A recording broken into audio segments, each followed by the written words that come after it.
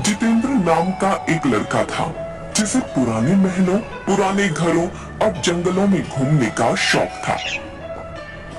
इस शौक के कारण उसे उसके माता पिता हमेशा डांटते रहते थे। एक दिन जितेंद्र के पापा जी उसके रूम में आते हैं और देखते हैं कि वह कपड़े, कैमरा और सामान पैक कर रहा है। तभी उसके पापा जी बोल पड़े, जितेंद्र, कहाँ जा रहे हो? पापा, और कहाँ जाऊंगा? हिस्टोरिकल प्लेस और कोई नई जगह खोजकर वहाँ के इतिहास को देखूंगा। इसके बाद वहाँ पैरानॉर्मल एक्टिविटी को समझने की कोशिश करूंगा। तुमसे कितनी बार कहा है कि इन फालतू के झंझटों में मत पड़ा करो। किसी नेगेटिव चीज को छेड़ना अच्छा नहीं होता। पापा, ये मेरा शौक है, अभी नहीं करूंगा तो कब करूंगा? तेज बातों की आवाज सुनकर उसकी माँ भी आ जाती है। क्या हो रहा है? क्यों इतनी तेज गुस्सा हो रहे हो? और क्या होगा, पूछो अपने लाल से। खंडरों में जाएंगे भूत पकड़ने, अपनी जिंदगी से खिलवाड़ करने। यह सुनकर माँ गुस्से में, तू कहीं नहीं जा रहा है? कुछ आया कि नहीं समझ में? क्या कह रही हूँ मैं? अरे माँ, मैं अकेले थोड़ी न जा रहा, मेरे साथ दोस्त भी जा रहे। अब बच्चा तो नहीं ना?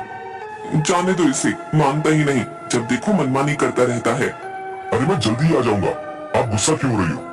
अभी तक कुछ हुआ क्या जो आप अभी टेंशन ले रही हो? ठीक है, जा अपना ध्यान रखना, साथ ही कॉल करते रहना। माँ की बातों के साथ उसके पिता सर हिलाकर सहमति जता देते हैं। दूसरे दिन वह दोस्त राहुल और पंकज के साथ मध्य प्रदेश के बुरहानपुर से कुछ दूर एक हवेली में था। यार राहुल, बुरहानपुर से वो हवेली कितनी दूर है? पंकज बीच में ही बोल पड़ता है, मैंने सुना है कि उस हवेली में कोई साया है, क्या ये सच है? जिस हवेली में जा रहे हैं वो बुरहानपुर रेलवे स्टेशन से 60-70 किलोमीटर है। हाँ पंकज, वहाँ के लोग कहते हैं कि उस हवेली को एक ही रात में जिन्नात ने बनाया था। यार कुछ भी, हम लोग कितनी जगहों पर गए, कभी कुछ मिला है? हवेली पर भी कुछ नहीं मिलेगा। मैंने सुना है कि वहाँ पर रखवाली के लिए किसी को रखा भी गया है। हाँ यार, सुना तो है। तुम दोनों की ये बड़ी खराब आदत है, तुम दोनों सुनी सुनाई बातों पर विश्वास करने लगते हो। चलो वहीं चलकर देखें कौन है जिन्नात।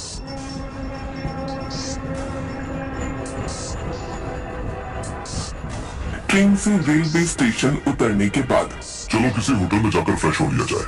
क्या यार, सीधे हवेली पर चलते हैं? नहीं यार, वहाँ कोई टाइम पर मिले ना मिले, पहले होटल में ही चलते ना। हाँ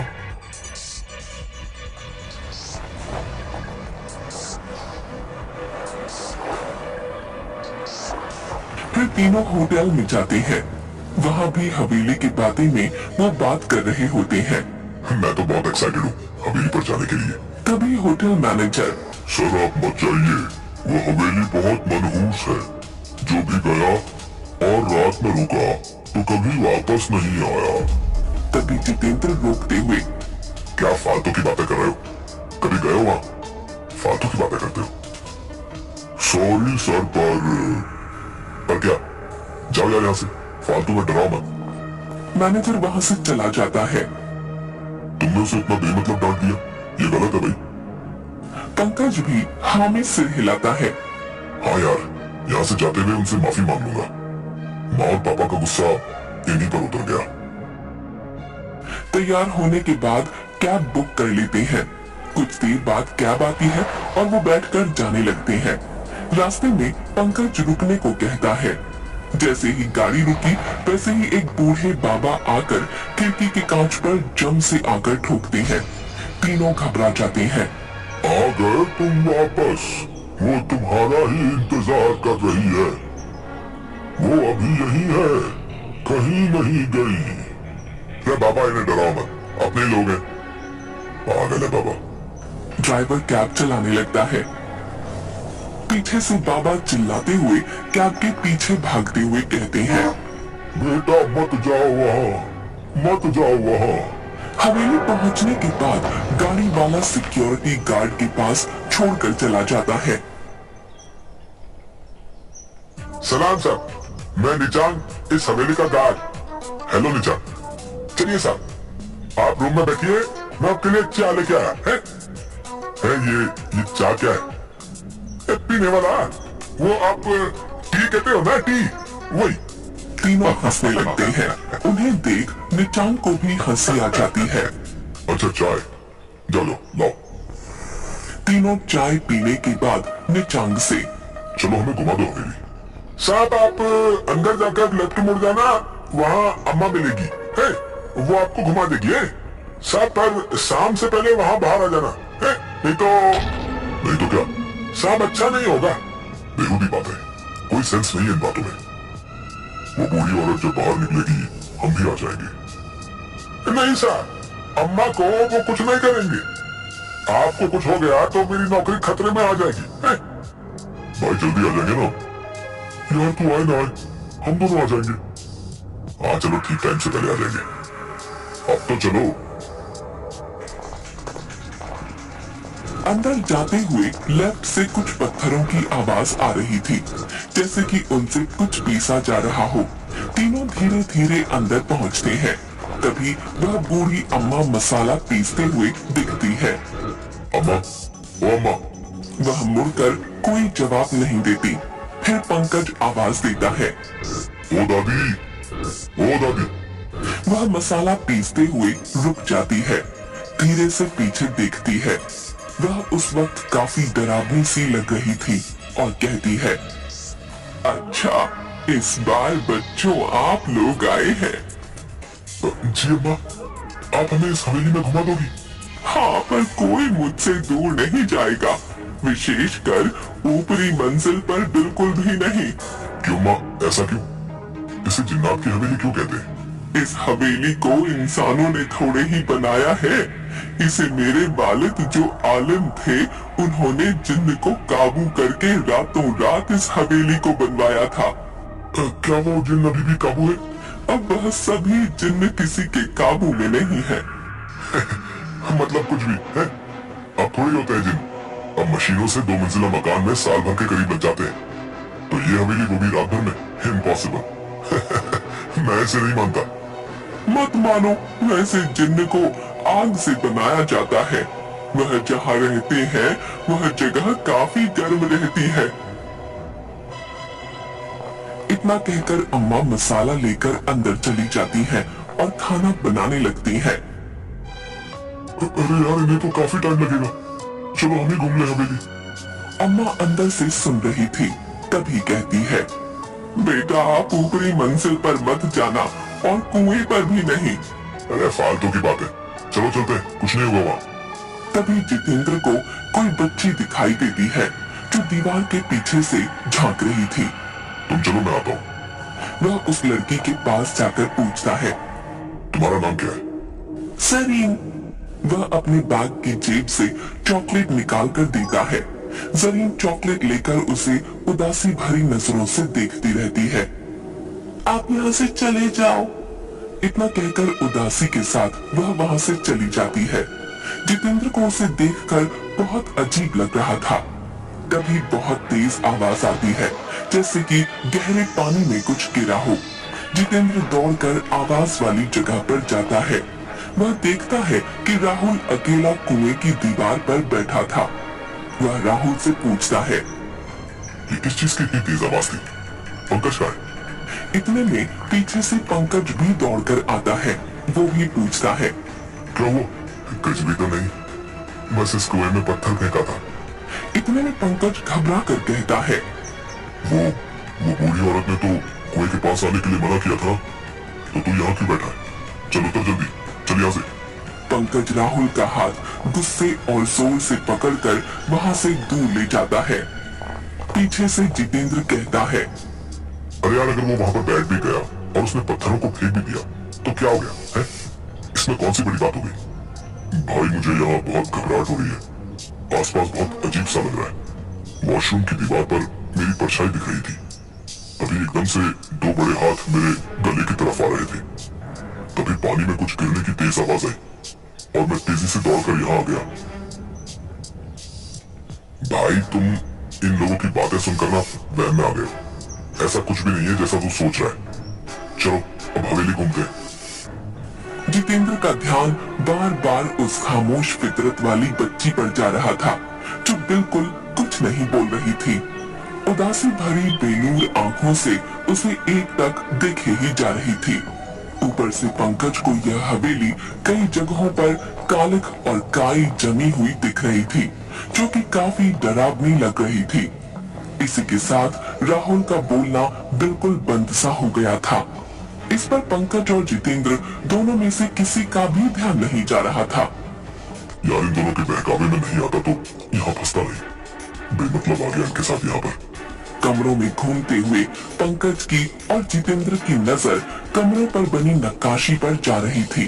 साथ ही वहाँ थके थके व बेमन से टिमटिमा रहे पुराने बल्ब जो कभी भी दम तोड़ दें। दीवार पर कई जगह जानवरों के सर लगे हुए थे, जिसके कारण हवेली काफी भयानक लगने लगी थी। ये जगह इतनी डरावनी और अजीब क्यों है? दूसरी जगहों पर इतना डर नहीं लगा था, पर यहाँ तो उल्टा मुझे ही ज्यादा डर लग रहा है। कुछ यहाँ जो पर्दों में छिपा है। धीरे धीरे वह वापस आंगन में बूढ़ी अम्मा के पास पहुंचकर उनके पास बैठ गए। जितेंद्र के मन में बहुत सारे सवाल आ रहे थे। वह आखिरकार पूछ ही बैठा, ऊपरी मंजिल पर जाना क्यों मना है? वह किसी को भी ऊपरी मंजिल पर जाने वाले को जिंदा नहीं रहने देते। आप इस सब पर विश्वास करती हैं? ये चीजें तो बस वहम होती हैं। मेरा बेटा भी नहीं मानता था, कितना समझाया, लेकिन होने को कौन डाल सकता है। बेटा, आप इन चीजों को समझने की कोशिश करो। आपका एक साथी कहाँ है? पंकज और जितेंद्र दोनों उसे ढूंढने लगते हैं। इतने में वह जरीन लड़की जितेंद्र को मिल जाती है। वह उसे कहती है, आज बहुत भारी दिन है, अब कहीं नहीं रुकना। आप अकेले दोस्त के साथ वापस चले जाओ। मैं इस बच्ची की बात को क्यों नहीं समझ पा रहा हूँ? आखिर कहना क्या चाहती है? बेटा, आप क्या कहना चाहती हो? थोड़ी देर में आपका यहाँ से निकलना मुश्किल हो जाएगा। आप और आपका एक दोस्त, आप दोनों चले जाओ। जाने कब राहुल को ढूंढने ढूंढने में पंकज सबसे ऊपरी मंजिल पर पहुंच गया। उसे मालूम ही नहीं चला। उसे ऊपरी मंजिल के एक कमरे में काफी तेज रोशनी हो रही थी। उसने आवाज लगाई, राहुल तू है ना इस रूम में? मुझे डरा मत, कुछ बोल तो सही। अंदर से सिर्फ की आवाज आती है, जिसके कारण पंकज घबराने लगता है। इसके बाद वह जोर से चिल्लाता है, राहुल बाहर निकल जल्दी। पंकज की आवाज नीचे जितेंद्र के पास जाती है। वह समझ जाता है कि पंकज सबसे ऊपरी वाली मंजिल पर है। वह भी तेजी से ऊपर जाने लगता है। वह छोटी बच्ची उसे रोक लेती है। ऊपर पंकज गेट खोल लेता है और एक जोरदार चीख के साथ तेज रोशनी दिखाई देती है। फिर पंकज का शरीर धीरे धीरे नीचे आने लगता है, जैसे कि पानी पर तैर रहा हो। यह सब जितेंद्र की आंखों के सामने हो रहा था। एकदम से ये सब देखकर जितेंद्र वहीं बेहोश हो जाता है। जब वह आंखें खोलता है तो वो अपने आप को अम्मा के रूम में उनकी गोद में सर रखे पाता है। वह घबराकर बैठ जाता है और उठकर बाहर जाने लगता है। अम्मा उसका हाथ पकड़ लेती है। अब कोई फायदा नहीं है, अब रात हो चुकी है। तुम इस कमरे से निकलते हो तो तुम्हारा हाल भी दोस्तों जैसा हो जाएगा। देखना चाहते हो तो खिड़की के छेद में से देखो, खिड़की मत खोलना। जैसे ही वो बाहर देखता है तो उसके दोनों दोस्त दिखते हैं। एक अध जला और दूसरा पानी की वजह से फूला हुआ। ये कैसे हुआ? मैंने तुम्हें रोका था और कहा था ऊपरी मंजिल और कुएं पर जाना मना है। जो ऊपरी मंजिल पर गया वो जल गया, जो कुएं के पास गया वह पानी की वजह से फूल गया। सलीम, वो बच्ची कहाँ है? कौन बच्ची? जो मुझे ऊपर जाने से रोक रही थी। नहीं बेटा, यहाँ पिछले 40 सालों से कोई बच्ची नहीं है। जितेंद्र ये सुनकर बिल्कुल सुन्न सा रह जाता है। फिर वही लड़की को एक फोटो में देखता है। यही तो है वो बच्ची, यही तो है। यह मेरी बेटी है जो ऊपरी मंजिल से सीधे कुएं में जा गिरी थी। वही जिन्नों की वजह से, इसीलिए मैं यह हवेली छोड़ना नहीं चाहती हूँ। मुझे बाहर जाना है, हवेली से बाहर जाना है। सुबह होते ही मैं निकल जाऊंगा। बेटा, जो इस हवेली में एक रात में फंस जाता है फिर वो वापस नहीं निकल पाता। यही यहाँ की सच्चाई है। रात भर वो दोनों बैठे रहते हैं। सुबह होते ही जितेंद्र गेट खोलकर बाहर निकलता है। वैसे ही वो देखता है कि राहुल उसे आवाज दे रहा है। जितेंद्र, ओ जितेंद्र, यहाँ मेरे पास आ जा। ओ जितेंद्र, मैं यहाँ हूँ अंदर।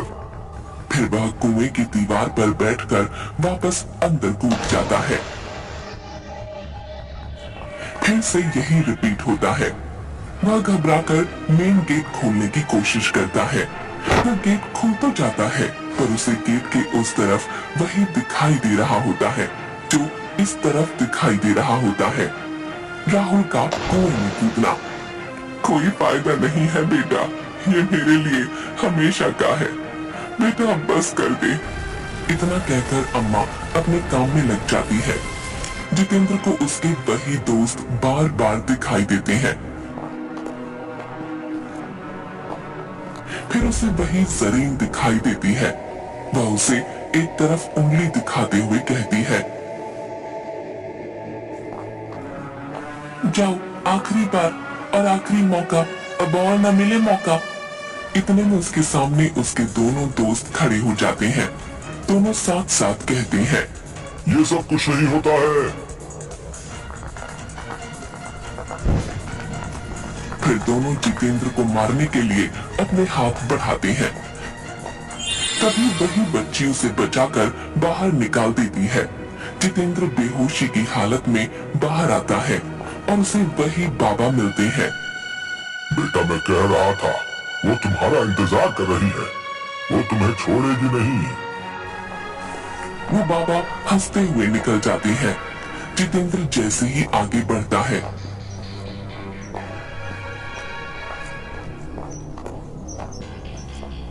उसे एक गाड़ी दिखती है। उसमें भी 3 दोस्त उसे हवेली में जाते हुए दिखते हैं। वही सीन वापस से उसे दिखने लगता है, पर वो बाहर होता है। गाड़ी में कोई और होते हैं। जाते जाते वह वापस मुड़कर देखता है तो वो बच्ची उसे ही देख रही होती है। उस बच्ची के साथ भी वही हादसा होते हुए उसे दिखता है। बच्ची को आग लगती है और वो नीचे गिरने लगती है। अब जितेंद्र समझ गया था कि जिंदगी अनमोल होती है, बड़ों का कहना मान लेना चाहिए। वह मान गया था कि किसी भी शक्ति को नकारा नहीं जा सकता है, चाहे वह नेगेटिव हो या पॉजिटिव।